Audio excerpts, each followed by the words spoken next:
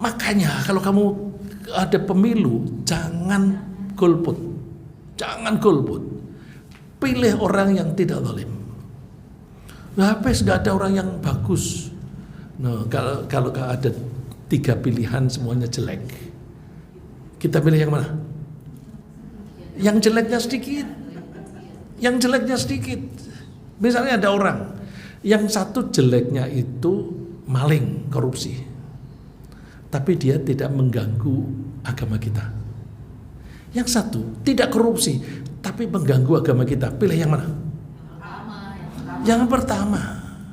Jadi kita kalau misalnya ada calon, aduh calonnya kok gak ada yang bagus, aku mau golput hati-hati. Kalau kamu golput berarti kalau nanti yang jadi adalah orang zalim, kamu ikut bertanggung jawab. Maka harus ke pemilu ke harus nyoblos. Tidak harus menang, tapi kita menunjukkan kepada Allah, ya Allah, aku sudah menghalang-halangi orang yang menurut saya kalau dia jadi pemimpin dia akan zalim. Aku sudah menghalang-halangi, tapi masih terjadi. Berarti engkau memang memilih itu. Kan tu'til mulka man tasya wa tanzi'ul mulka man tasya. Engkau memberi kekuasaan kepada orang yang kau kehendaki dan engkau mencopot kekuasaan dari orang yang kamu kehendaki. Kalau ada orang zalim jadi pemimpin, bagusnya di mana? Sebagai pelajaran, sebagai teguran. Sebagai teguran, nah itu loh. Karena kamu gak peduli dengan keimanan, tidak peduli dengan agamamu, maka kamu tidak mau memilih calon pemimpin yang memperhatikan agamamu. Jadi salah kita. Kenapa kita tidak begitu?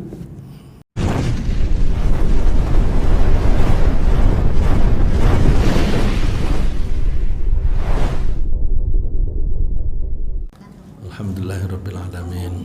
Wassalatu wassalamu ala Muhammadin nabiyil ummi wa ala alihi wa sahbihi ajma'in. Rabbana zidna ilma warzuqna fahma. Allahumma arinal haqqa haqqa warzuqna ittiba'ah wa arinal batila batila warzuqna ijtinabah. Allahumma 'allimna ma jahilna wa dhakkirna ma nasina minal Qur'an wa adkhilna birahmatika fi ahlil Qur'anil Karim. Amin. Teman-teman dan ibu-ibu yang saya cintai, mari kita kembali membahas ajaran Islam yang bisa meningkatkan kepribadian kita, meningkatkan kepribadian keimanan kita, ya. Saya mau membahas kehidupan sehari-hari.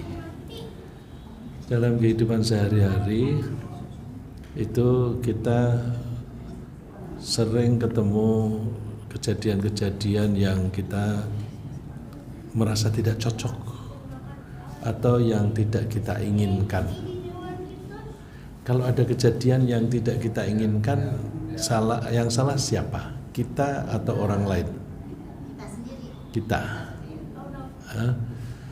Kalau misalnya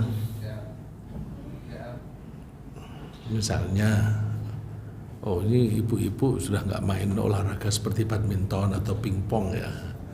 Kalau main pingpong misalnya terus meleset melulu, ya habis silau mataku. Nah, yang disalahkan lampunya, Terus kalau parkir nyenggol kiri atau kiri kanan atau belakang, gesek begitu. Yang salah siapa? Kita atau ini ruangnya sempit sih. Ini banyak pohonnya jadi nggak kelihatan. Jadi yang salah orang lain, ya. Jadi kita seringkali cenderung menyalah-nyalahkan orang lain. Menyalahkan orang lain atau pihak lain atau keadaan itu baik apa jelek? Tidak baik, karena itu menghambat perkembangan atau kemajuan kita sendiri. Kita itu diharapkan oleh Allah setiap hari naik, makin baik, makin baik. Ya, jadi yang dinilai oleh Allah adalah usaha kita makin hari makin baik. Kan katanya begini, orang yang hari ini sama dengan hari kemarin, untung apa rugi? Rugi. Oh, sama loh. Sama sekarang dan kemarin sama. Rugi. Sama saja rugi. Kalau hari ini lebih jelek daripada kemarin, apa itu? Kalau itu tadi rugi, hari ini sama dengan kemarin, sama rugi. Kalau hari ini lebih jelek dari kemarin, rugi juga. Rugi apa hancur? Hancur. Yang diharapkan adalah hari ini lebih baik daripada kemarin. Itu orang Islam. Itu artinya kita setiap hari harus seperti mendaki anak tangga. Ya, seperti mendaki anak tangga, naik. Kalau kita meninggal dunia, kita dalam keadaan naik. Ya, dalam keadaan naik. Bukan datar, apalagi turun. Ya. Coba banding misalnya. Ini misalnya level yang paling rendah. Ada orang levelnya paling rendah, dia baru masuk Islam atau baru sadar tentang Islam. Dari dulu nggak nyadar, sibuk kerja terus. Setelah pensiun atau setelah nganggur atau setelah bangkrut bisnisnya, terus nggak ngapa-ngapain, diajak teman ngaji, baru sadar. Nah, terus wah ternyata aku ketinggalan jauh, baca Quran saja belum bisa, baru mulai belajar alif ba. Itu kira-kira kan levelnya paling datar bukan? Paling dasar. Terus naik sedikit. Bandingkan orang semacam ini mati di sini, dan bandingkan dengan orang yang sudah hafal Quran, pinter ilmu Quran, pinter ilmu fikih dan sebagainya, tapi dia datar atau bahkan turunnya sedikit. Karena dia turunnya sedikit, dia waktu mati masih lebih tinggi dibanding dengan orang ini. Ini kan baru dikit sampai di sini. Ini udah sampai tinggi sekali, terus turun sedikit. Jadi levelnya kayak lebih tinggi. Ketika mati, ketika meninggal dunia, kalau saya umpamakan ini A yang di atas, ini B, mana yang lebih mulia? Yang A apa B? Gimana Bu? Yang A atau B? Yang lebih mulia? Saya tadi bilangnya apa? Saya terbalik tadi. Ya udah saya ulang. Yang ini di atas, terus dia turun sedikit, masih tinggi. Yang ini baru sadar, terus belajar alif ba, baca Quran masih tertatih-tatih, sholat juga bacaannya masih kurang begitu fasih, mati di sini. Jadi dia naik tapi dikit-dikit, mati di sini. Ini A, ini B. Ketika ini mati, mana lebih mulia? Yang A atau yang B? Yang B. Jadi kalau begitu, kalau sekarang ini belum pinter apa-apa, gelisah nggak? Nggak usah gelisah. Yang penting naik. Jadi saya melihat orang, jangan, nggak usah silau. Itu wah, Bu Atice dia sudah levelnya tinggi, saya masih di bawah begini. Terus kalah gue, nggak usah terlalu gelisah. Yang penting trennya ini, karena baru datang nggak ngerti konteks ya. Nggak usah khawatir. Jadi jadi saya tuh mau menekankan gini Bu, kita itu yang penting hari ini lebih baik dari kemarin, besok lebih baik dari hari ini. Artinya trennya itu naik, tren ini Saya bandingkan orang yang levelnya sudah tinggi, kemudian dia turun mati, ini di bawah masih rendah sekali, naik mati. Ini tidak harus berarti si A lebih mulia daripada si B. Si B bisa lebih mulia karena apa? Dia dalam usaha untuk menjadi lebih baik. Loh kan lebih baik atau enggaknya kan tergantung Allah. Ya, ini saya menerjemahkan kata Nabi bahwa Rasulullah SAW mengatakan orang yang hari ini sama dengan hari kemarin berarti flat, itu rugi. Orang yang hari ini lebih buruk hari ini hari kemarin. Kalau hari ini lebih buruk, hancur dia. Terus orang yang beruntung adalah orang yang hari ini lebih baik daripada kemarin. Jadi saya menerjemahkan itu berarti yang penting itu tren naik. Kita bikin tren naik. Terus bagaimana kalau orang baru nyadar keimanan itu sudah terlanjur tua, kan tenaganya sudah kurang. Ya, meskipun tenaganya masih kurang, sudah berkurang, tapi kan semangatnya terus. Jadi semangat itu harus kita bangkitkan terus menerus. Harus kita bangkitkan terus menerus. Maka kita beruntung hari ini, hari terakhir ini hujan melulu. Tapi ibu-ibu menyempatkan datang ke sini, ya kan? Ini rumahnya dekat, tapi kan kesibukannya banyak. Kita tinggal, itu berarti. Jadi yang penting kita selalu berusaha untuk naik. Ya. Nah, saya ingin menekankan di sini, kita itu akan sulit naik kalau kita mempunyai kecenderungan suka nyalah-nyalahkan orang lain atau nyalah-nyalahkan keadaan. Kenapa begitu? Sering nggak kita temui orang yang dikit-dikit marah, dikit-dikit ngomel. Kenapa, Bu?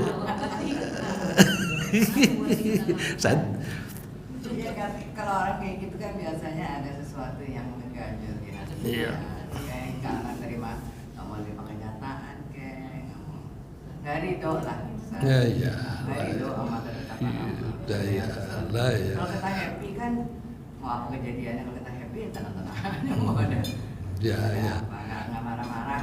Ya. Misalnya seorang manajer, seorang direktur, atau seorang shareholder. Kalau ibu ini kan kira-kira shareholder ya atau direktur ya iya, terus kepala itu misalnya gitu. Anak buah berbuat kesalahan, kecenderungannya marah atau enggak? Sering marah. Tapi coba kalau marah menganggap yang salah adalah karyawannya atau anak buahnya, kita mesti ngecek dia berbuat salah. Aku pernah ngajari apa enggak? Loh, atasannya belum pernah ngajari, dia berbuat salah. Ya iyalah, belum pernah diajari kok. Jadi kalau kita mau dia itu benar, kerjanya itu baik, ajari dulu. Baru nanti kalau sudah diajari dia salah, kita tegur.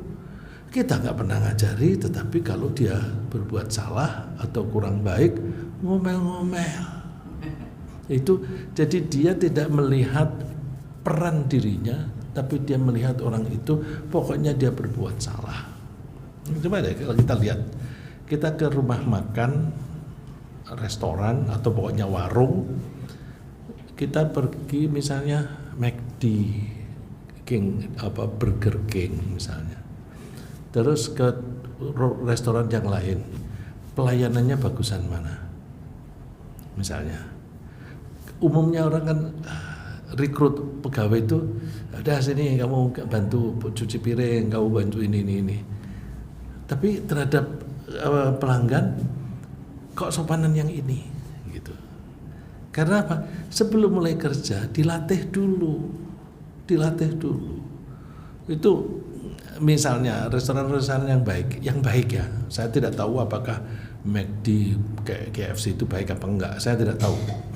Restoran yang baik itu mesti ngajari karyawannya cuci tangan setiap setengah jam atau setiap 1 jam. Coba kita lihat restoran-restoran kita karyawannya suka cuci tangan nggak? Jarang.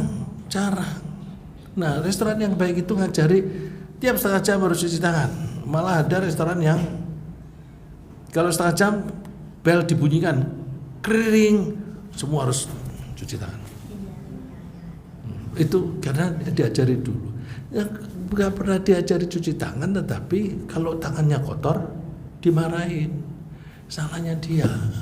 Ya. Jadi banyak orang itu cenderung nyalah-nyalahkan orang lain. Nah, kenapa sih gitu kok buruk? Orang yang suka menyalah-nyalahkan orang lain itu berarti dia menganggap dialah yang benar. Dia yang benar, orang lain salah. Gua ada nanti dengan temennya disalahin, jadi ngomel melulu hidupnya. Nah itu dia merasa dia lebih benar daripada orang lain. Orang yang merasa benar, baik apa jelek? Orang yang merasa baik, ya, orang yang merasa baik apa jelek? sulit menjawab ya. Orang yang merasa diri baik, aku ini kan orang baik. Baik apa jelek? Vi? Orang baik, bukan ganteng, kak, cantiknya enggak. Aku orang baik. Yang baik, aku kepingin jadi orang baik atau aku orang baik? Bedanya apa sih? Bedanya apa? Kalau kepingin jadi orang baik itu masih naik nggak? Tapi kalau aku ini orang baik, masih kepingin naik nggak? Enggak. Ya, bedakan. Omongan sederhana sekali udah.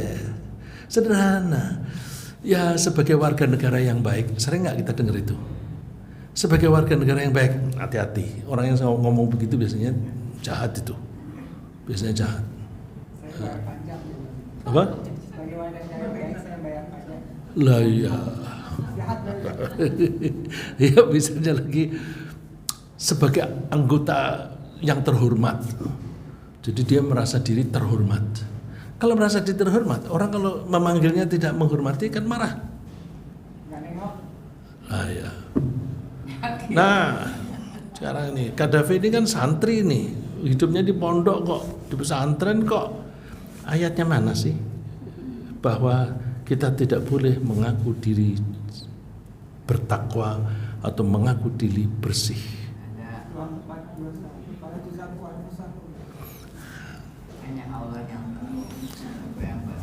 Fala tuzakku anfusakum huwa a'lamu bimanittaqa. Nah, Gaddafi memang anak pintar. Nah, fala tuzakku anfusakum. Surat apa ini Gaddafi? Surat An-Najm. Ayatnya berapa? Dicek dulu ya.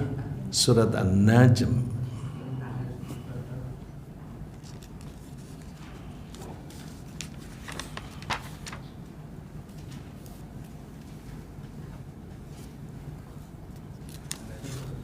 Apa? 53. An-Najm 53. Saya nggak hafal nomornya dan saya nggak punya catatan. Apa? Ayatnya 32. Suratnya 53, ayatnya 32. Coba dibaca di Gaddafi.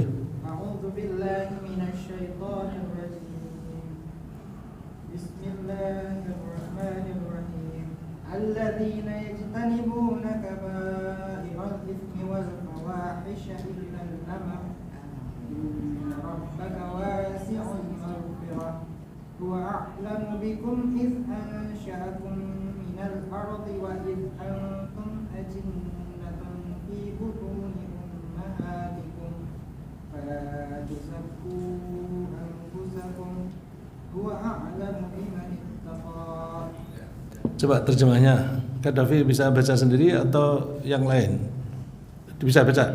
Ya baca, coba. A'udzubillahi minasyaitonirrajim. Yaitu mereka yang menjauhi dosa-dosa besar dan perbuatan keji, kecuali kesalahan-kesalahan kecil. Sungguh Tuhanmu maha luas ampunannya. Dia mengetahui tentang kamu sejak Dia menjadikan kamu dari tanah.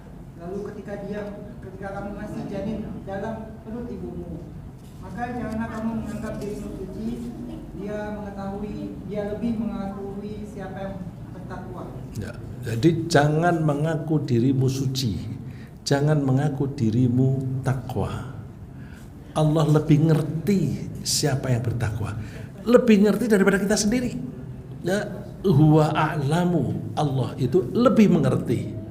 Orang seringkali menganggap dirinya takwa, tapi dia tidak tahu bahwa dia sebenarnya tidak bertakwa. Kan berarti dia tidak tahu persis posisinya. Yang tahu itu Allah. Jadi kalau begitu, menilai benar atau salah itu hanya Allah. Kita itu seringkali kita sendiri aja nggak tahu kok tentang diri kita. Coba cek. Orang yang sombong biasanya merasa kalau dia sombong nggak? Nggak merasa. Nggak.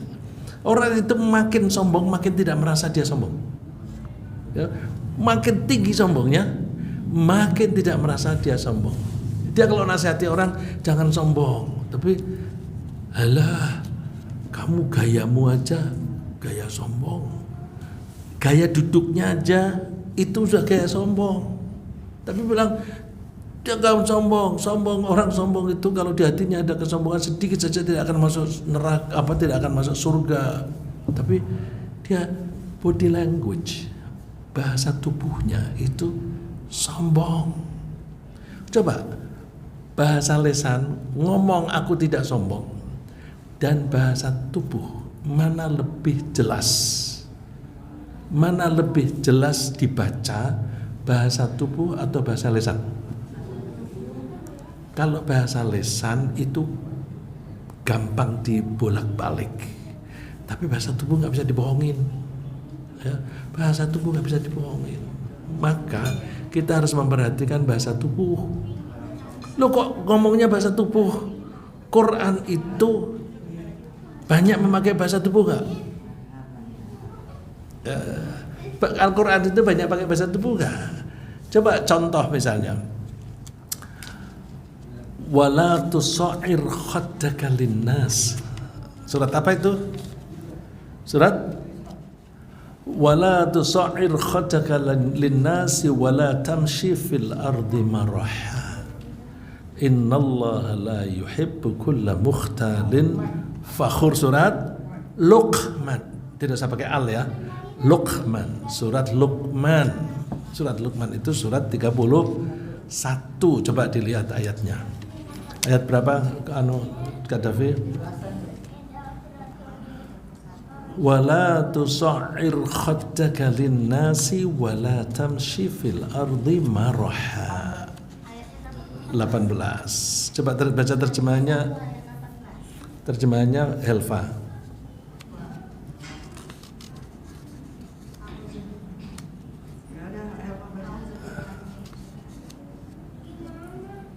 Dan janganlah kamu memalingkan wajah dari manusia karena sombong, dan janganlah berjalan di bumi dengan angkuh. Sungguh Allah tidak menyukai orang-orang yang sombong dan membanggakan diri. Yang ditekankan oleh Allah bahasa tubuh dulu atau lisan? Tubuh. Jangan memalingkan wajahmu. Memalingkan ini kan bahasa tubuh. Kok kamu sombong sih? Enggak. Kok kamu berpaling? Jadi nggak bisa. Tubuhmu itu ngomong kamu tuh sombong. Jadi Allah sampai menggunakan bahasa tubuh itu karena bahasa tubuh itu seringkali tidak bisa bohong. Hanya orang yang pinter bohong, dia mempelajari tentang bahasa tubuh, lalu terus dia mencoba berperilaku yang berbeda dengan apa yang ada di hati. Tapi orang yang pada umumnya, yang kita omongkan itu adalah cerminan dari apa yang ada di pikiran. Yang kita lakukan itu juga yang ada di pikiran. Nah, misalnya datang ke pengajian, niatnya ngaji atau tidak, beda nggak? Kalau misalnya orang agen asuransi itu kalau ada kumpulan-kumpulan rajin nggak? Agen asuransi. Ya, datang. Ada pengajian dia datang, ada kumpulan olahraga dia datang, ada arisan dia datang. Karena apa? Di situ banyak orang, dia bisa menawarkan asuransi. Kalau dia datang ke pengajian kita, dia akan lebih memasang telinganya ke pembahasan kita atau ke siapa aja yang datang nih. Ya, ada Ria, dia punya duit. Ada Bu Atice, duitnya lebih banyak. Awas nanti habis ini aku akan temui. Gitu. Enggak, ini kira-kira kelakuan orang itu begitu kan? Jadi ketika ngaji, matanya itu lebih memperhatikan ke siapa yang hadir. Karena itu akan menjadi target. Nanti aku mau deketin dia, sholatnya di mana? Di situ terus deketin, terus bila perlu bersebelahan, terus salaman, terus kenalan, itu kan? Itu caranya. Ada nggak yang agen asuransi ini? Nggak ada ya. Jadi saya tidak nyindir dia. Ya enggak, ini aku ngomong kelakuan orang secara umum. Jadi kelakuan orang apapun yang dia lakukan itu adalah cerminan dari apa yang ada di hati. Maka kelakuan orang itu kan tindakan itu kan pakai badan. Maka dia akan memberikan gerakannya itu memberitahu tentang apa yang di hatinya. Coba kalau di akhirat itu kan mulut mereka ditutup, wa tukallimuna aydihim wa arjuluhum. Yang bicara tangan dan kaki. Kulit juga bicara. Itu bisa di akhirat, nggak usah nunggu di akhirat. Di sini aja sudah bicara kok kulit kita. Betul nggak? Coba contohnya, kita berteman kan, kita melihat teman kita, dia sedih atau tidak, kentara nggak? Kulit mukanya itu akan bilang. Kulit muka di belakang kulit itu kan ada otot-otot. Kalau orang sedih, itu kecenderungannya riang atau bergerak atau pasif? Pasif. Orang kalau sedih, matanya turun atau naik? Turun. Mulutnya turun atau naik? Turun. Kalau dia itu sedih bertahun-tahun, apalagi puluhan tahun, ketika tua kelihatan, aduh kasihan si orang ini, kasihan orang ini. Dia itu menderita, hidupnya susah banget. Tapi saya bilang begini, jangan terus dicemooh kalau ada orang begitu. Berarti orang ini perlu bantuan. Kalau kita melihat seperti itu, orang ini perlu bantuan. Deketin, kesulitanmu apa? Gitu. Jangan terus dicemooh. Orang yang penuh perhatian, orang yang mau belajar, itu rajin mendengarkan apa enggak? Orang yang senang belajar itu senang mendengarkan enggak? Orang mendengarkan itu macam-macam. Ada yang mendengarkan betul-betul ingin paham, ada yang mendengarkan asal dengar. Quran ada. Misalnya orang-orang mengatakan kami mendengar tapi tidak menasihati. Dengarkan tapi jangan dengarkan benar-benar. Dengarkan tapi jangan dengarkan benar-benar. Karena kalau dengarkan benar-benar nanti menyerap kebenaran jadi orang Islam. Jadi ya dengerin aja tapi nggak usah wasma' ghairu musma'in. Ada ya kan, tapi wasma' ghairu musma'in. Dengarkan tapi tidak dengan penuh perhatian. Mendengarkan, misalnya ya, kalau orang sambil dengerin terus sambil main-main. Saya berani ngomong begini karena saya lihat tidak ada tuh. Sambil main-main misalnya pulpen, ya, saya nggak bawa pulpen. Atau misalnya saya ambil apa saja sambil main-main pulpen begini. Itu berarti dia perhatiannya ke apa yang didengar apa enggak? Enggak. Dia itu bosen mendengarkan itu, saking bosen dia kepingin main-main supaya ada kesibukan. Jadi orang yang main-main itu indikasi dia tidak mendengarkan dengan serius. Kalau di Quran omongan orang kafir itu dengerin tapi jangan didengerin baik-baik.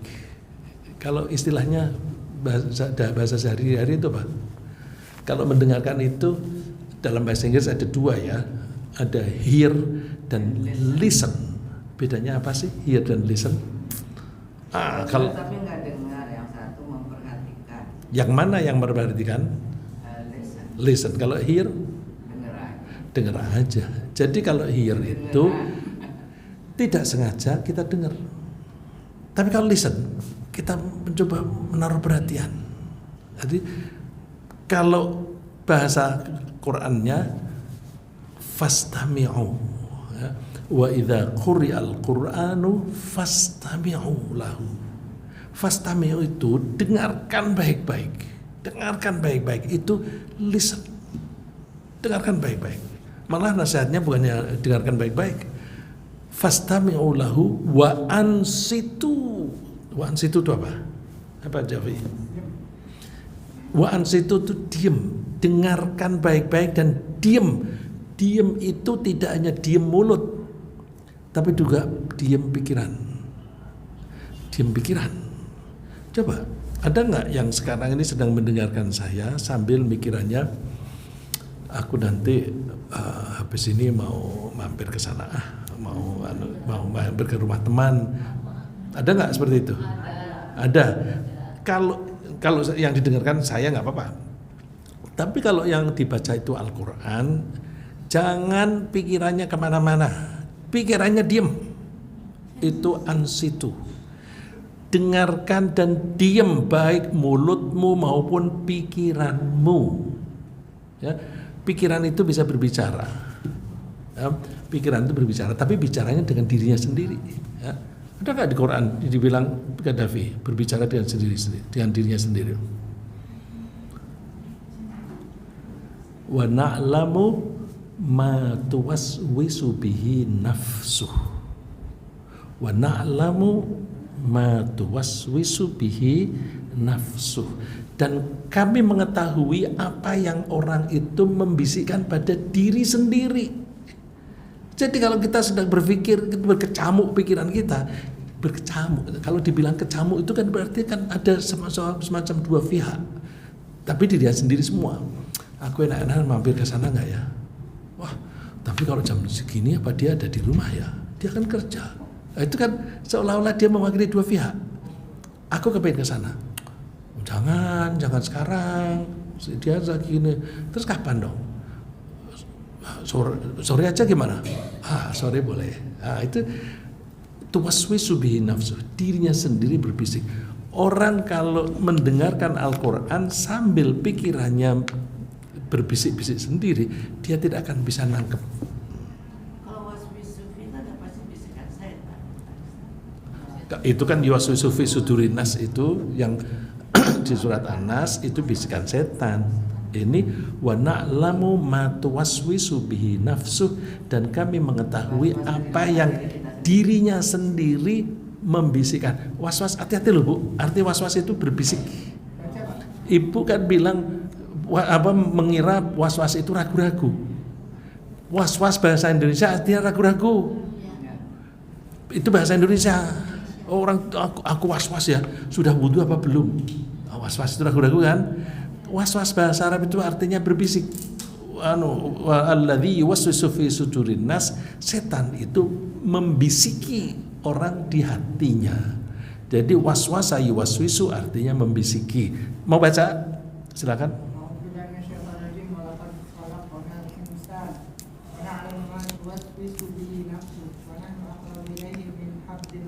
Surat apa itu? Surat 50 50:16. Walaqad khalaqnal insan wa na'lamu ma tuwaswisu bihi nafsuh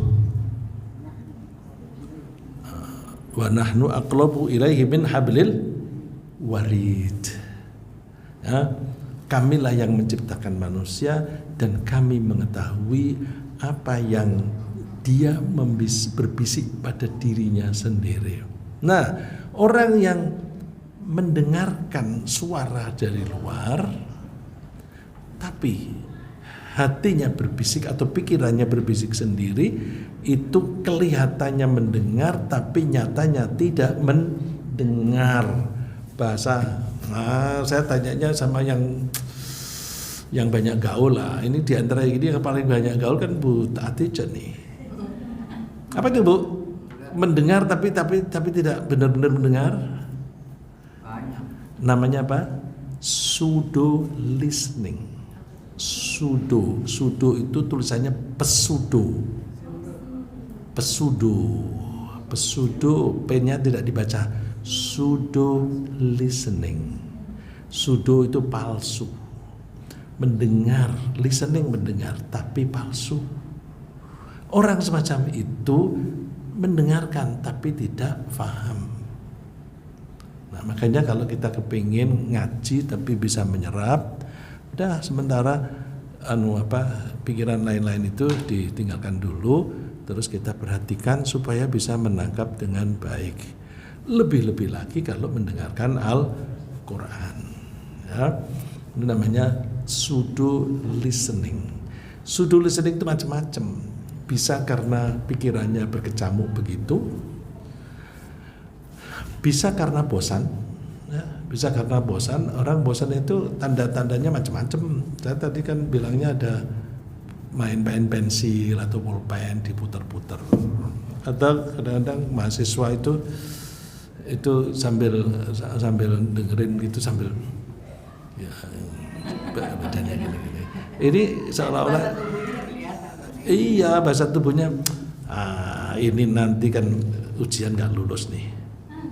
Bener ujian gak lulus ya, saya tuh kan suka ngajar gitu kan. Ini kok gayanya kok begini terus nih ya, tidak akan bisa menyerap ilmu, gak akan bisa. Terus nanti saya buktikan ketika ujian gak lulus ya, misalnya lagi, kita akan sulit menerima pesan dari orang lain kalau kita itu ingin membantah. Jadi orang ngomong, aku kepengen membantah. Kalau kita mendengarkan orang ngomong kemudian ingin membantah, ini contoh yang paling gampang itu seperti Pak Jokowi sama Pak Prabowo. Apa namanya dulu tuh? Debat capres. Tidak hanya capres ya, debat apa saja ya. Kalau orang berdebat itu kan yang si A ngomong, si B dengerin ya. Tapi dengerinnya dalam rangka apa? Untuk mempersiapkan jawaban bagaimana aku bisa mengalahkan omongan dia. Jadi dia pikirannya berkecamuk. Oh, dia ngomongnya begitu. Aku mau mengalahkan dia dengan argumentasi yang ini. Terus ini begitu berhenti, ini ngomong. Jadi ini ngomong, yang ini berhenti, dengerin juga mikir apa nanti aku mengalahkan dia. Nah, misalnya gini, orang yang bidang ekonomi. Ekonomi itu kan ada ekonomi mikro, ada ekonomi makro. Orang yang pintar ekonomi makro belum tentu ngerti mikro. Dia pintar jadi menteri misalnya, terus dia ngomong macam-macam begini-begini, tapi menteri itu nggak pengalaman secara mikro. Terus kalau mau debat Aku kalau ngomong mikro dia tidak akan paham. Jadi dengerin aja, tapi terus ini menyanggah. Tapi Pak Menteri, di lapangan itu yang terjadi begini. Nggak bisa ngomong ya. Jadi dengan begitu orang yang berdebat kelihatannya mendengar, tapi mendengarnya itu palsu. Kalau bahasa itu tadi pseudo listening atau sam'an ghairu musma', mendengar tapi sebenarnya tidak menyerap apa yang didengarkan. Nah itu kita kalau kepingin mengoptimalkan diri kita serap baik-baik. Nah untuk menyerap informasi dengan baik itu kita tidak boleh sombong. Orang yang suka debat, yang sedang berdebat itu sombong nggak? Semangatnya dia mendengar apa itu? Ingin mengalahkan bukan? Kalau ingin mengalahkan berarti sombong nggak itu? Ya, seperti perlombaan olahraga itu semangatnya kan mengalahkan. Orang berdebat semangatnya mengalahkan. Jadi kalau kita itu merasa lebih pinter, akan sulit menangkap pesan karena kita merasa lebih pinter. Alah, apaan sih yang kamu omongin? Nah, maka ketika kita mendengarkan Al-Quran terus dibaca terjemahnya, pikiran di stop dulu, coba dicerna apa yang dibahas di dalam ayat itu, gitu ya, supaya kita bisa. Nah, oleh karena itu kalau kita ada rasa kesombongan sedikit saja, itu akan mempersulit pemahaman kita. Karena kesombongan, orang yang sombong itu ciri khasnya apa sih? Apa ciri khasnya? Apa Bu? Sombong itu ciri khasnya apa? Tapi kan enggak juga, tadi saya lagi mikirin saat ngomong bahwa orang bernegara harus nggak sombong. Nggak bisa banyak banget orang itu debat jago tapi sombong. Iya, debat jago kan? Debat itu semangatnya apa? Mengalahkan kan? Iya. Kalau saya sudah bicara sama Bu Atija, kemudian saya ingin mendebat, saya kan ingin mengalahkan Ibu. Kalau saya ingin mengalahkan, berarti kan saya merasa lebih hebat daripada Ibu. Kalau saya merasa lebih hebat, kan saya sombong. Betul kan? Ya, saya sombong. Ciri khas orang sombong itu dia merasa benar sendiri, merasa lebih penting daripada orang lain, merasa lebih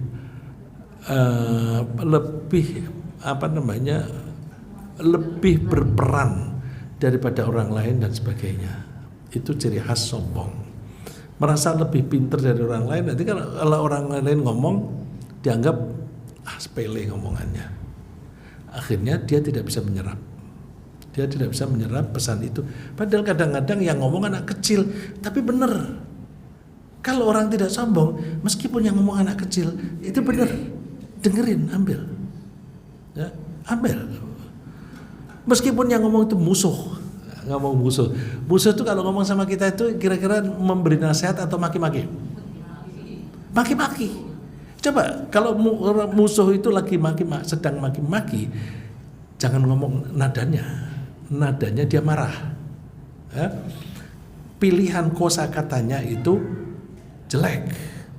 Tapi coba perhatikan isinya itu biasanya apa itu? Mengatakan bahwa kita salah, bukan? Mengatakan bahwa kita salah. Kalau ada orang mengatakan kita salah, itu kan sama dengan menasehati. Menasihati itu kan, Helva, kamu jangan lakukan itu, kamu nanti masuk neraka. Itu kan berarti yang dilakukan salah. Jadi memang menyalahkan, tetapi menyalahkannya ini karena sayang jangan sampai dia masuk neraka. Nah, ini kalau misalnya ada musuh menasihati kita, itu nggak akan dengan cara yang halus, mesti caranya kasar. Maka kalau ada orang maki-maki, kita marah atau terima kasih? Gimana? Kalau ada orang marah-marah sama kita marah apa terima kasih? Seharusnya terima kasih.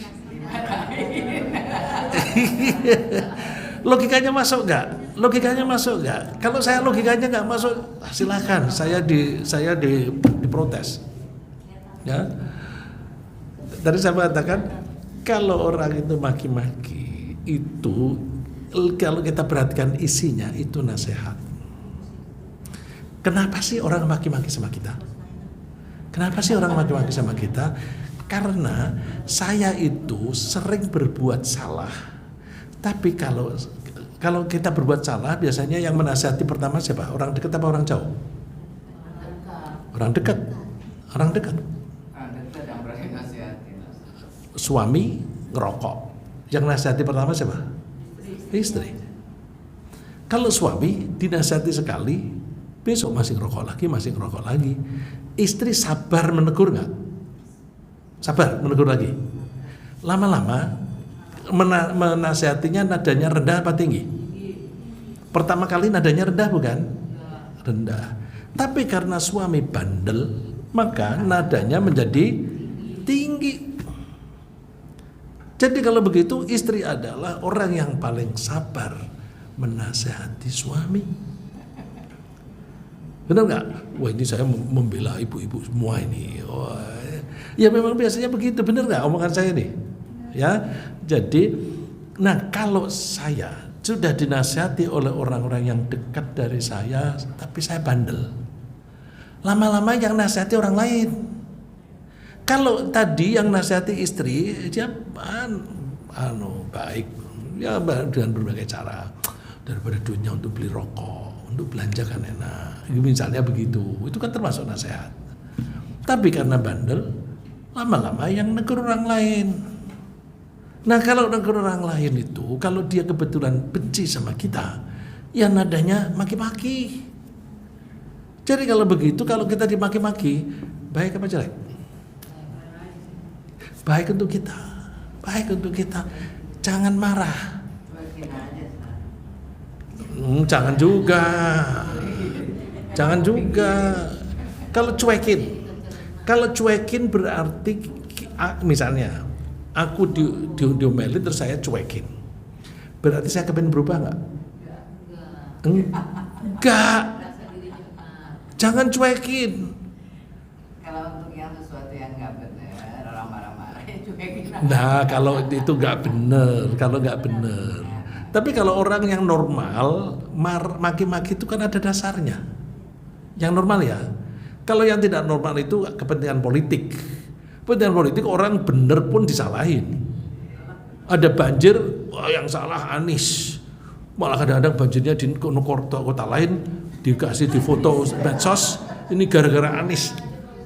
Ini apa ini? Ini yang harus cuekin aja yang begitu Pak Bu. Ya, yang seperti itu dicuekin aja. Tapi kalau isinya benar, kita benar. Bersyukur nggak? Ada orang maki-maki sama kita. Yang menggerakkan dia maki-maki kepada kita siapa? Allah. Jadi berarti Allah ingin menasihati saya lewat orang itu. Karena saya sudah dinasihati oleh orang dekat, saya bandel, Allah menggerakkan itu tuh nasihati itu, bandel itu. Nah, yang disuruh orang yang benci sama saya, maki-maki. Bersyukur nggak? Terima kasih Allah, Engkau menasihati aku melalui orang itu. Bahwa yang menasihati aku orang yang benci kepadaku dengan maki-maki, itu indikasi bahwa saya ini bandel.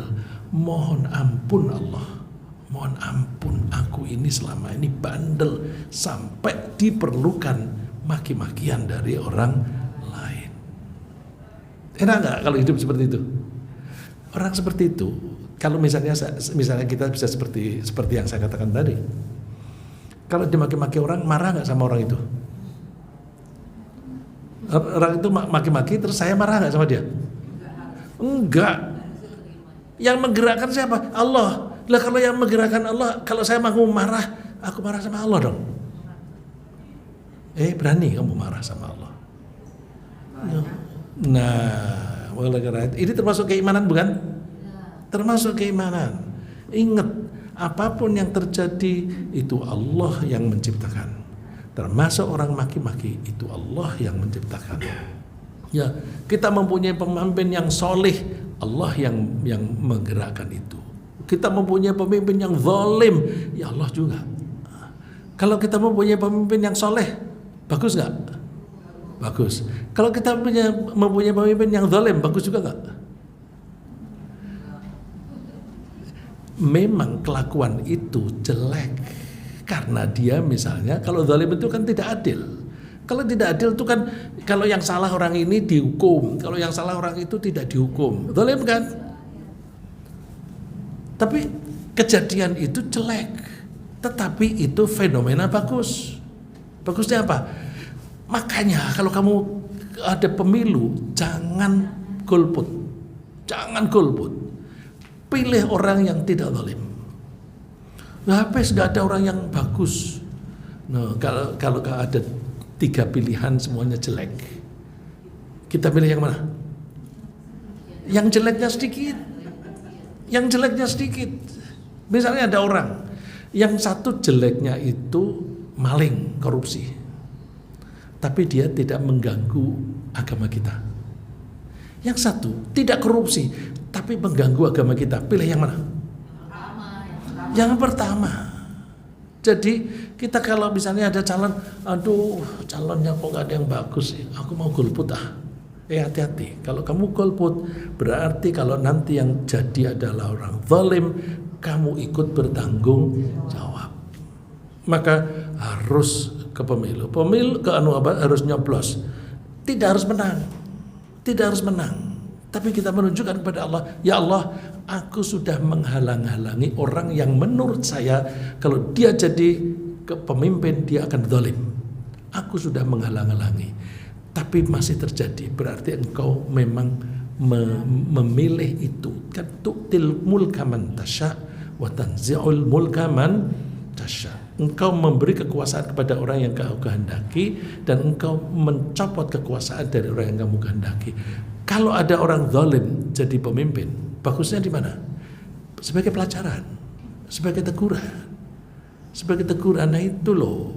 Karena kamu gak peduli dengan keimanan, tidak peduli dengan agamamu, maka kamu tidak mau memilih calon pemimpin yang memperhatikan agamamu. Jadi salah kita. Kenapa kita tidak begitu? Nah, terus kalau jadi kayak misalnya Firaun, memang kelakuannya dia jahat, tapi kejahatan itu kan menjadi pelajaran. Pelajaran bagi kita, jangan kita berperilaku seperti Firaun. Coba kalau kita baca surat Qasas, di ayat-ayat pertama Allah sudah menyebutkan bahwa Firaun itu ala fil ard, dia sombong di muka bumi. Sebagian dari rakyatnya diperlemah. Jadi ada diskriminasi, sebagian rakyatnya itu diperlemah. Contohnya apa? Itu melewati batas itu. Kalau ada kelompok ini, kelompok Bani Israel, kalau ada kelompok Bani Israel punya anak laki-laki harus dibunuh. Kenapa? Dia takut nanti kalau anak-anak Bani Israel laki-laki nanti akan berontak. Besok dewasanya berontak. Kalau berontak nanti akan menumbangkan kerajaanku. Loh, kok takut kenapa? Takut, orang takut itu karena berbuat salah apa enggak? Coba ingat-ingat. Kalau kita bohong, kita takut enggak? Takut ketahuan dan sebagainya. Kalau orang jago bohong, kan biasa. Ya, orang kalau yang normal ya, bohong saja itu kita takut. Misalnya menipu, kita jual barang yang mestinya itu harganya 100.000, kita bilang ini bikinan Jerman nih, tapi aku jual murah hanya 125.000. Oh, terus banyak yang beli, terus enggak, ini bikinan sini, bohong dia. Lain kali mau nggak orang beli dari dia? Nggak mau. Nah itu kalau orang bohong menipu begitu, wah jangan-jangan dia tahu ya, takut nanti dia nggak dapat penghasilan lagi. Jadi orang yang berbuat salah itu takut. Kok Fir'aun takut sama anak-anak Bani Israel? Kenapa? Ini kan sejarah di Al-Quran itu ada surat namanya surat Al-Qasas. Qasas itu cerita. Di situ banyak cerita Nabi Musa alaihissalam dan Fir'aun. Kalau diceritakan oleh Allah berarti itu penting untuk jadi pelajaran. Kok dia takut kalau ada anak laki-laki dari Bani Israel? Ya karena zalimnya dia. Dia zalimnya di mana? Dia membuat semacam dekret. Ya, kalau kita dekret presiden, dekretnya raja bahwa semua orang keturunan Bani Israel harus menjadi budak di Mesir. Kalau mereka tetap tinggal di Mesir harus menjadi budak. Ini berarti dia memperlakukan sebagian dari rakyatnya ke bawah dan sebagian dimanjakan. Ini tidak adil. Kalau ada penguasa tidak adil semacam itu, pasti hancur seperti Firaun. Lihat aja. Di dunia ini banyak nggak orang yang seperti itu? Contohnya jauh apa dekat? Dekat banget. Oh, dekat banget. Saya tidak menyebut nama ya, tapi Ibu Aditya bilang dia dekat banget. Jangan-jangan dekat banget itu di rumahnya dia tuh. Oh tentu tidak. Enggak, Bu. Saya mengaburkan Bu, ya, mengaburkan supaya tidak jelas apa yang dimaksud Ibu dekat banget itu. Nah, mengaburkannya jangan-jangan dekat bangetnya itu di rumahnya Bu Aditya sendiri gitu. Itu supaya kabur. Ya. Jadi kalau ada pemimpin yang zalim itu bagus sebagai peringatan bagi kita. Kalau kita menjadi pemimpin jangan meniru Fir'aun. Kalau kita meniru Fir'aun pasti hancur. Coba Fir'aun itu hancur tidak dengan senjata kok. Nabi Musa kan nggak punya senjata, nggak pakai senjata, tapi dia kalah. Jadi hati-hati. Rakyat tidak punya senjata, terus senjata semua milik lembaga pemerintah. Terus aku tidak akan bisa hancur. Hati-hati ya. Nabi Musa itu nggak pakai senjata loh. Kan dapat miracle dari Allah. Kan ada janji Allah bahwa Allah pasti akan menolong utusannya dan orang-orang yang beriman. Ini kita pegang janji Allah. Allah pasti menolong. Nah kuncinya di mana? Kita harus berimannya benar. Karena yang akan ditolong Allah adalah orang yang beriman. Kalau kita nggak beriman benar, gimana Allah mau nolong? Kita tidak memenuhi syarat, ya kan? Gini ya, ada beberapa janjinya Allah, tapi kadang-kadang orang suka nyalahkan Allah tidak menepati janji. Saya kasih contoh misalnya gini. Walau anna ahlal qura amanu wattaqau la fatahna 'alaihim barakatim minas samawati wal ard. Seandainya penduduk negeri itu beriman dan bertakwa, tentu kami akan membukakan barokah yang banyak dari langit dan dari bumi. Ya, syaratnya apa itu? Hanya dua, amanu wattaqau, beriman dan takwa. Terus nyatanya bangsa Indonesia ini mayoritas Muslim. Tapi kenapa justru yang miskin itu orang-orang Muslim? Apakah Allah tidak menepati janji? Gimana itu? Gimana Ibu? Allah menepati janji nggak itu? Kan Allah itu la yukhliful mi'ad. Allah itu tidak akan mengingkari janji. Kan Allah janjinya akan memberi barokah yang banyak kepada orang yang beriman dan bertakwa. Mayoritas penduduk Indonesia itu Muslim. Tapi nyatanya justru orang yang banyakkan itu orang Islam yang miskin. Kenapa? Allah Allah tidak menepati janji. Karena ada janji Allah dan ada syarat. Allah janji akan memberi barokah. Syaratnya iman dan takwa. Orang Islam di Indonesia ini beriman dan bertakwa nggak? Kalau mau ngecek, belum semua atau sebagian besar tidak. Sebagian besar tidak. Kalau mau ngukur yang paling gampang, kalau ngukur itu kan harus yang kuantitatif ya. Kuantitatif itu yang bisa dihitung, sulit, dan kita tidak pernah mengadakan survei, tetapi dengan mata saja kelihatan. Kalau sholat Jumat, laki-laki Muslim dewasa wajib nggak di masjid? Wajib. Nyatanya orang Islam yang pada saat itu berada di dalam masjid sholat Jumat dan yang di luar, banyakan mana? Di luar. Berarti mayoritas orang yang mengaku Islam di Indonesia tidak beriman dan tidak bertakwa. Bagaimana Allah mau menepati janjinya? Kamu tidak memenuhi syarat. Bukannya Allah tidak menepati janji, Allah mau menepati janji, tapi kamu nggak memenuhi syarat sih, gitu. Jadi hati-hati kalau menerapkan atau memahami pesan-pesan dari Allah. Kita baca dengan teliti. Dan untuk orang-orang yang amanu wa taqau, kira-kira rezekinya dipermudah nggak? Oh iya. Takwa itu tidak hanya sholat. Banyak orang kepingin rezekinya banyak, lalu memperbanyak sholat tahajud, sholat duha. Tapi takwa itu juga termasuk perilaku. Kalau dia rajin sholat duha dan tahajud, ketika berbisnis dia curang, kira-kira pembeli mau datang lagi nggak? Enggak. Bisnis jujur itu termasuk takwa. Menepati janji itu termasuk takwa. Tidak mengurangi timbangan termasuk takwa.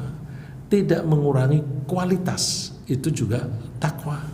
Nah, perlu pakai kualitas. Kalau yang di Quran disebutkannya timbangan, tapi dikiaskan tidak hanya timbangan, tapi termasuk kualitas. Kualitas misalnya apa? Bikin gedung, gedungnya seperti ini, tapi janjinya beton itu pakai besi seberapa besar diameternya, campuran semen dan pasirnya berapa. Kalau itu dikurangi kualitasnya, maka kekuatannya menjadi kurang. Nah, itu namanya curang.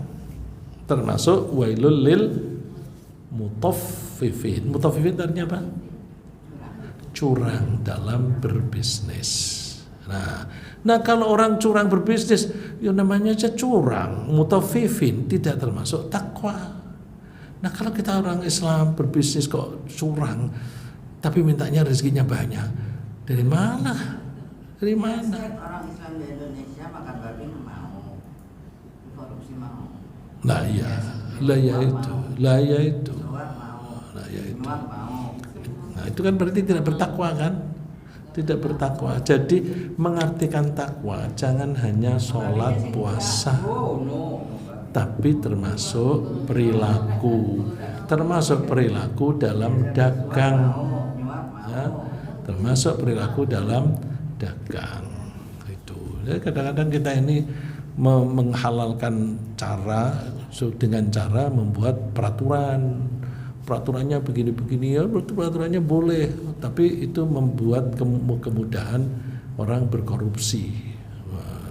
Boleh kok. Ya iya. Apalagi kalau bisnis kelas besar. Bisnis begitu, tidak hanya bisnis ya.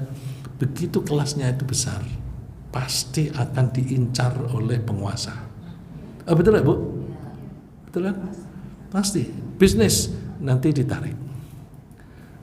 Mau bayar zakat. Saya tuh baru dengar ada orang zakatnya itu seharusnya ada sekitar 400 juta setahun.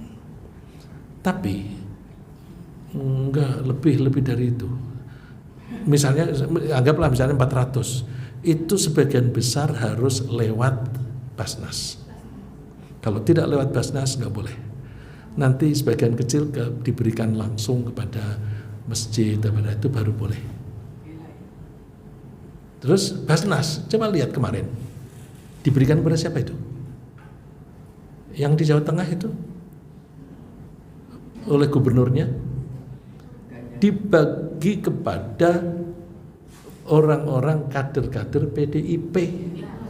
Katanya mereka miskin. Loh, mereka miskin kan berhak menerima. Loh, tapi kok yang diberi ke orang PDIP doang? Mestinya kan jangan hanya PDIP doang. Berikan juga kepada orang partai lain. Gitu kan, kalau mau adil. Kalau hanya PDIP doang, ini berarti ada kepentingan tertentu. Nah, kalau seperti itu, orang bayar zakat lewat Basnas, malas nggak jadinya? Malas, tapi orangnya ngeluh. Gimana ini? Aku nggak percaya sekarang naruh di situ. Tetapi ada paksaan harus ke situ. Ya karena kepinginnya memberi yang kegiatannya jelas. Ada masjid, ada pesantren, ada madrasah. Ini aku mengasih lebih banyak, tapi aku terikat. Ini dipaksa harus ke sana, gitu. Nah, jadi itu bagus apa jelek? Oh ya jelek. Tapi setiap yang jelek pasti ada sisi bagus. Sisi bagusnya apa? Orang menjadi kalau kepengen bayar zakat, udah aku bayar zakat langsung aja kepada orang-orang, nggak usah dititipin. Nah itu nanti kalau kita bikin kegiatan yang jelas untuk kegiatan baik, itu lebih mudah menerima zakat. Lebih baik aku taruh ini aja. Ya, ini saya ikut merasakan itu. Jadi pesantren yang saya kelola di Semarang dan di Jakarta itu satu bulan itu mendekati 90 juta per bulan. Mendekati 90 juta. Tapi ada saja itu duit. Ada saja. Termasuk yang ada di sini ya. Terima kasih ya. Ya. Saya lihatnya gitu, saya sering datang ke lagi zaman muda ya sekarang. Saya sering datang ke pesantren pagi-pagi. Ya. Mereka orang punya, tapi ada aja kasih makan tuh anak. Lah ya. Kalau dari Allah terima. Lah ya. Ratusan loh. Iya. 100 Ya. dari mana datangnya kalau Ya. bukan dari Allah. Ya termasuk ibu-ibu inilah yang saya tahu kan semua lewat Helfatu. Helfatu tiap bulan kirim ke pesantren saya. Jadi Masya Allah. Jadi apa? Saya lihatnya gitu, saya amazed ya, kaget atau shock, mikir gitu. Ini benar-benar Allah kan di Quran, tapi kalau baca Quran kan dia ngasih makan makhluk Allah tuh ya Allah. Cacing yang dikasih makan masa lu nggak dikasih makan gitu loh kasarnya gitu. Ya. Jadi ada orang yang berperilaku buruk terus membuat orang-orang tidak percaya pada situ terus salurkan ke sini. Ya, alhamdulillah. Tapi ya itu tetap salah. Itu harus dikoreksi gitu.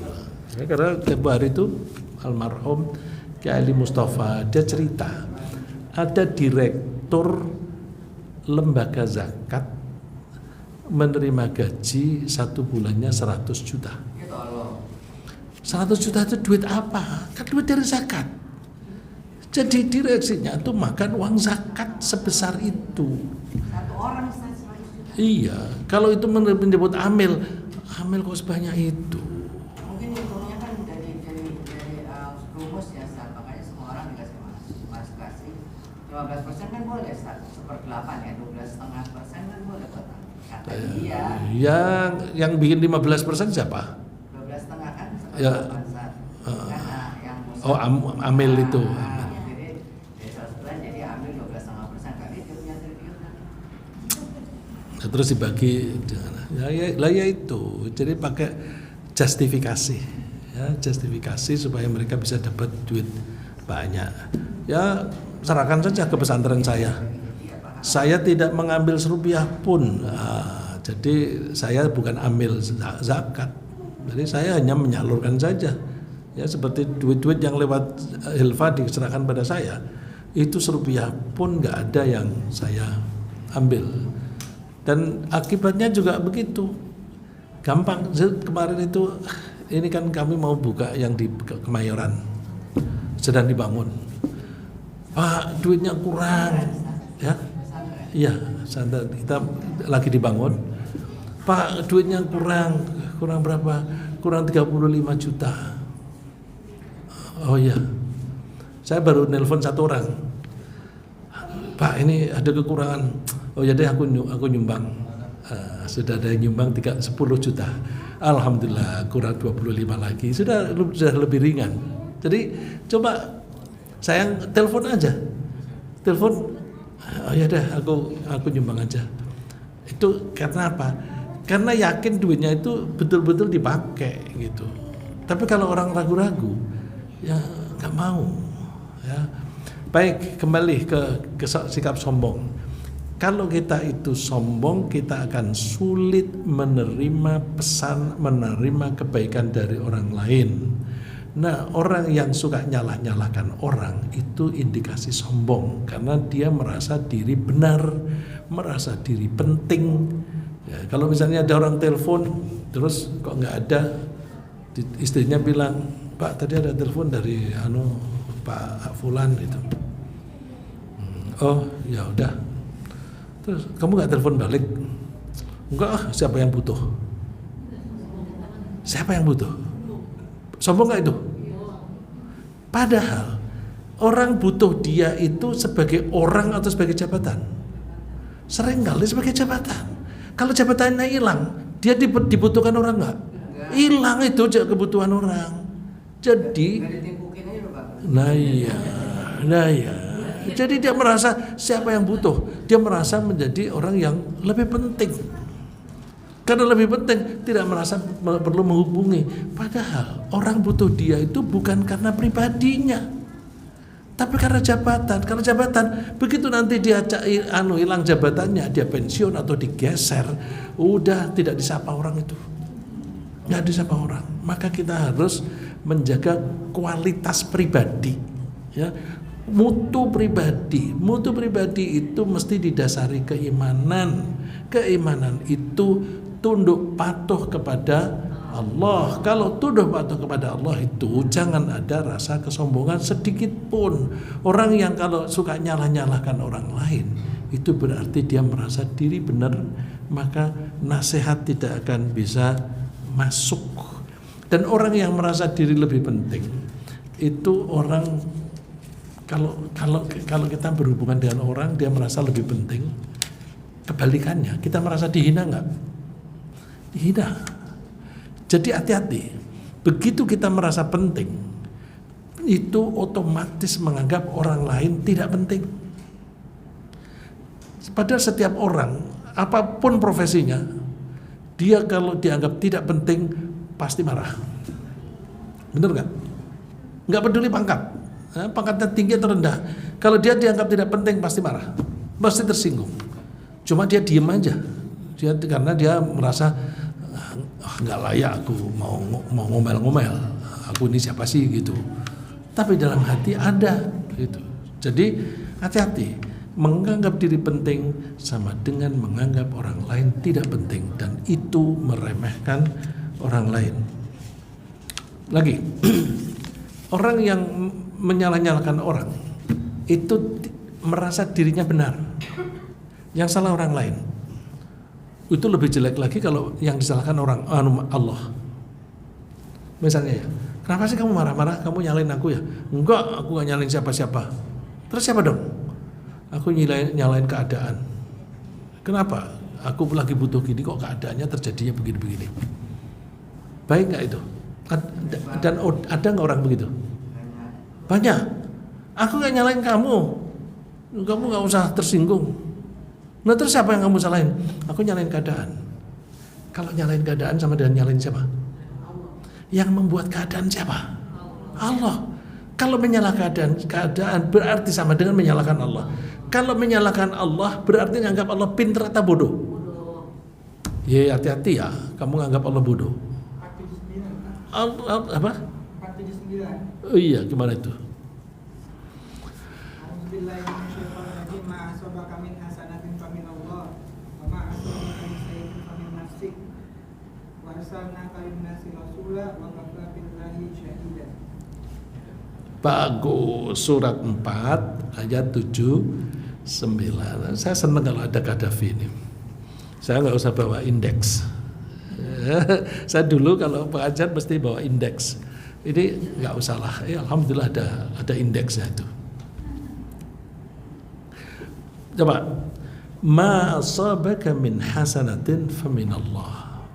Apapun kebaikan, ya, apapun kebaikan yang menimpa kamu itu dari Allah. Wa ma asabaka min sayyi'atin famin nafsik. Apapun keburukan yang menimpa kamu itu dari dirimu sendiri. Coba sampai di situ yang poin yang paling penting. Ini Allah yang mengatakan, ini Allah bukan? Fair nggak? Fair nggak Allah ketika mengatakan itu? Hati-hati ya, omongan saya ini mancing ya. Kalau kita menganggap, kalau ada orang bilang Allah tidak fair, kafir nggak dia? Kafir kan? Jadi hati-hati, pertanyaan saya itu bisa membuat sebelum ada jawaban saya ngomong dulu. Jadi Allah pasti fair. Saya ulang, kalau ada kebaikan menimpa kamu itu dari Allah. Kalau ada keburukan yang terjadi padamu itu dari dirimu sendiri. Logikanya masuk nggak? Gimana? Logikanya masuk nggak?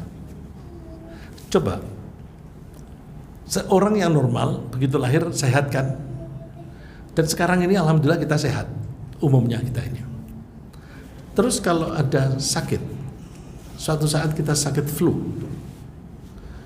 itu penyebabnya kita atau Allah? Kalau kita datang ke dokter ditanya kan, flu gimana, tidurnya kurang nggak, pola makannya bagaimana, ya, terus ada nggak stres dan sebagainya. Terus, oh iya dok, aku belakangan ini kurang tidur. Yang menyebabkan kurang tidur siapa? Allah atau diri sendiri? Diri sendiri. Jadi Allah itu maunya baik. Kalau ada sakit, salahmu sendiri. Jadi kalau ada kejadian buruk, cek dirimu. Jangan nyalahkan Allah. Nah, orang yang suka nyalahkan pihak lain itu bisa jadi menyalahkan Allah. Misalnya,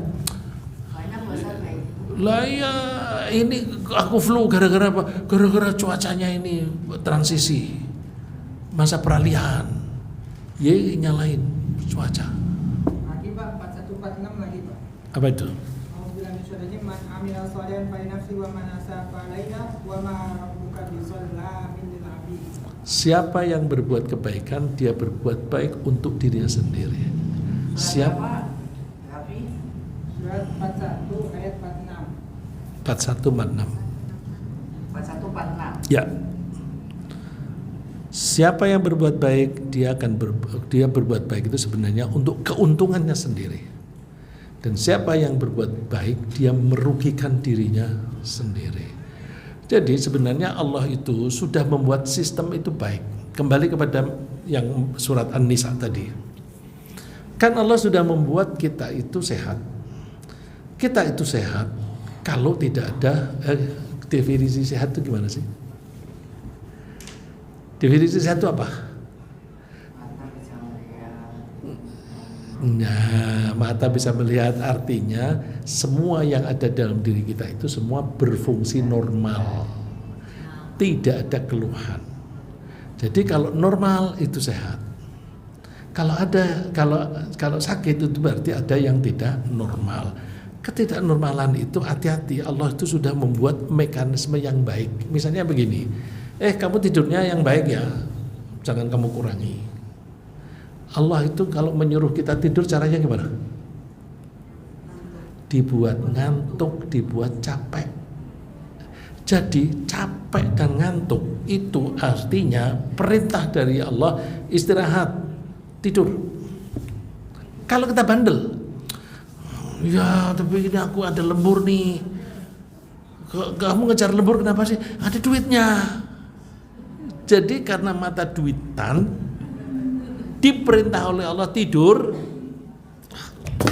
enggak, terus mau minum minuman energi. Minuman energi itu racun bukan? Racun itu minuman energi yang manapun deh. Saya nggak usah menyebut merek, itu racun. Lagi Pak, 1044. 1044 gimana? 17:7 juga. Inna satu masantum. Ya, in ahsantum li anfusikum wa in asatum falaha. Ya, jadi kalau ada kejadian buruk, hati-hati jangan menyalahkan Allah, jangan menyalahkan keadaan. Yang salah diri kita. Allah itu sudah memberi peringatan-peringatan supaya kita itu sehat, kita harus istirahat, harus tidur. Allah memberi perintah dengan body language pada diri kita. Ya, berarti Allah juga menggunakan body language bukan? Tapi bukan bodinya Allah, bodinya kita. Kita dibuat ngantuk, tidur. Kalau kita bandel, ya salahnya sendiri gitu. Wah, terus gimana? Aku tidur tuh sudah 8 jam tapi kok masih ngantuk terus. Berarti apa? Sudah tidur 8 jam. Memang sih orang ada saya punya teman satu hari kalau belum 12 jam pusing. Ya. Sekarang sudah meninggal. Itu dulu dia waktu dia ngomong umurnya 60-an. Dia kalau belum 12 jam masih pusing. Oke lah, itu tidak normal. Yang normal kan 8 jam. Ya, yang normal itu 8 jam. Kalau ada orang sudah tidur 8 jam kok masih ngantuk, problemnya di mana? Mutu tidurnya jelek. Kok jelek? Salah siapa? Salah sendiri. Coba saya kasih teori sederhana aja. Saya ngomongnya sederhana. Tidur itu menurut para ahli jiwa ada 4 level. 1, 2, 3, 4. Ya. Tapi gambarnya yang saya lihat itu turun gini, gini. Artinya dia turun sini terus di level ini berapa menit, terus turun lagi berjalan berapa menit, turun lagi berapa menit. Orang itu tidurnya pulas kalau di level 4. Deep sleep. Indikasinya mata gerak-gerak. Maka mereka sering menyebut rapid eye movement period. Rapid eye movement period. Periode masa di mana mata itu bergerak dengan cepat. Biasanya saat itu suka mimpi. Nah, menurut mereka, ini kalau kita pinjam mereka, menurut mereka, kenapa saya bilang mereka? Mereka itu yang ahli. Saya tidak punya keahlian, jadi saya tidak bisa mengatakan menurut saya. Tapi menurut mereka yang pakar jiwa, bahwa orang kalau tidur level 4-nya itu, deep sleep-nya itu ada 90 menit. Cukup dia.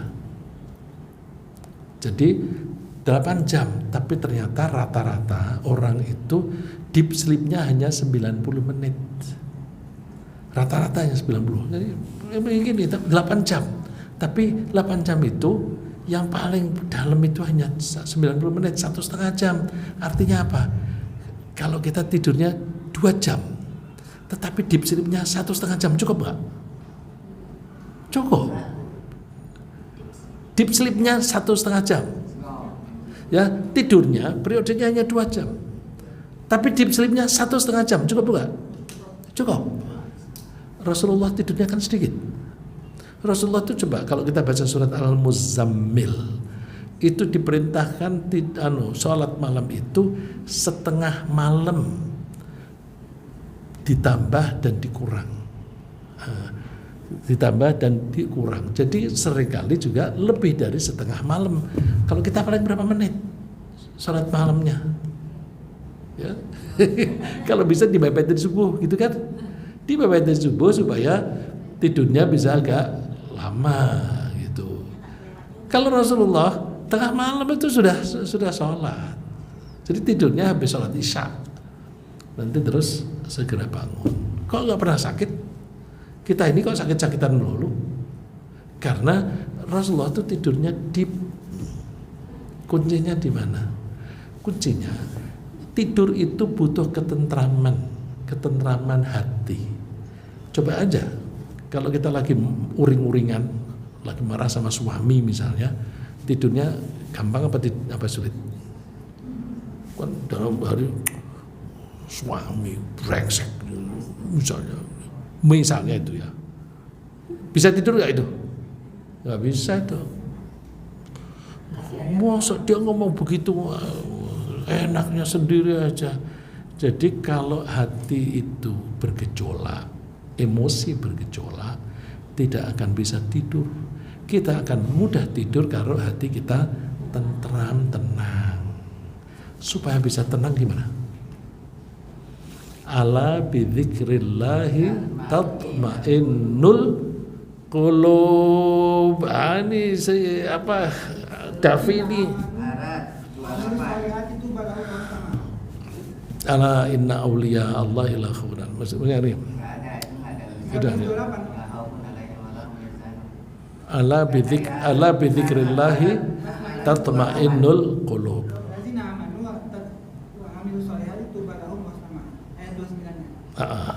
Surat berapa? 13:28. 13:28-29 ya. Coba dibaca, Fi.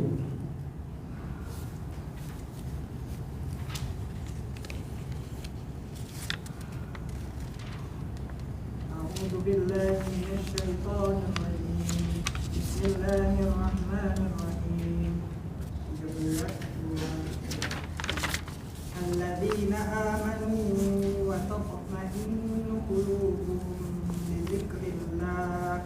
Ala dzikrillah tatma'innul qulub. Alladzina amanu wa 'amilus shalihati tuba lahum wa husnu ma'ab. Ya, yang 28 terjemahannya. A'udzubillahi minasyaitonirrajim, yaitu orang-orang yang beriman dan hati mereka menjadi tentram dengan mengingat Allah. Ingatlah hanya dengan mengingat Allah hati menjadi tentram. Ya. Orang-orang yang beriman dan mengerjakan kebaikan, mereka mendapat kebahagiaan dan tempat kembali yang baik.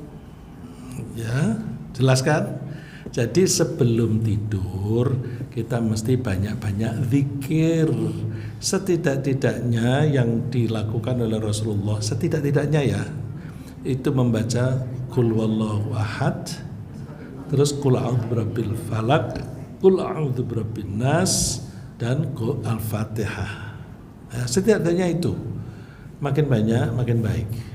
Tapi kalau kita itu membacanya khusyuk, jangan-jangan belum selesai udah tidur tuh. Ya.